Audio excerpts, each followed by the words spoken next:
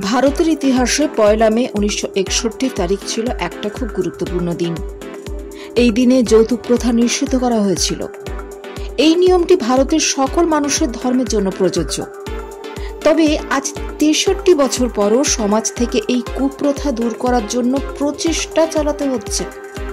National crime records bureau থেকে পাওয়া তথ্য অনুযায়ী ২০২২ সালে ভারতের ৬,৪৫০ জন যৌতুকের কারণে মারা গিয়েছেন। যে দেশে যৌতুকের জন্য মৃত্যু এবং যৌতুকের কারণে হয়রানির ঘটনা প্রতিদিন রিপোর্ট করা হয়, স্বাভাবিকভাবেই একটি যৌতুক গণনাকারী ফিচার লঞ্চ বড় একটা অনলাইন বিতর্কের সৃষ্টি করবে। আর এবার তাই ঘটেছে। শার্ক ট্যাঙ্ক ইন্ডিয়ার বিচারক অনুপম মিত্তালের শাদি.com এই বিশেষ ফিচারটি এনেছে। আর তারপর থেকে সংস্থাটি সোশ্যাল মিডিয়ায় অনেক মনোযোগ আকর্ষণ করেছে। ব্যবহারকারীদের অনুপম মিত্তালের কাছে প্রশ্ন হলো, আপনি কি যৌতুক প্রথার সমর্থন করেন?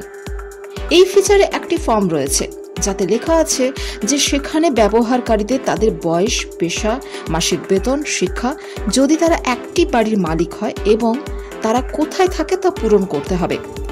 ফর্মটি পূরণ করার পরে এবং যৌতুকের পরিমাণ গণনা করুন বোতামে ক্লিক করতে হবে। পেজটি একটা ক্যালকুলেটরের কাজের সাহায্যে একটি ভিডিও দেখায় এবং ৯১,২০২ সংখ্যাটি দেখা যায়।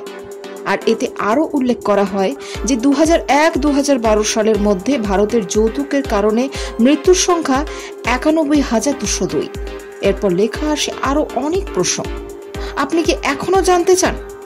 শাদি.com ২০১১ সালে এই ফিচারটি প্রকাশ করেছিল, যা আসলে ভারতের যৌতুক গণনের প্রথা বন্ধ করার জন্য একটি প্রচারের অংশ ছিল। সাইট এমনভাবে এই সমাজ সচেতনতামূলক বার্তা দিয়েছে যা আসলে ক্লিকবেইট, যা দাবি করে যে এটি বলবে যে আপনি কত টাকা যৌতুক পেতে পারেন।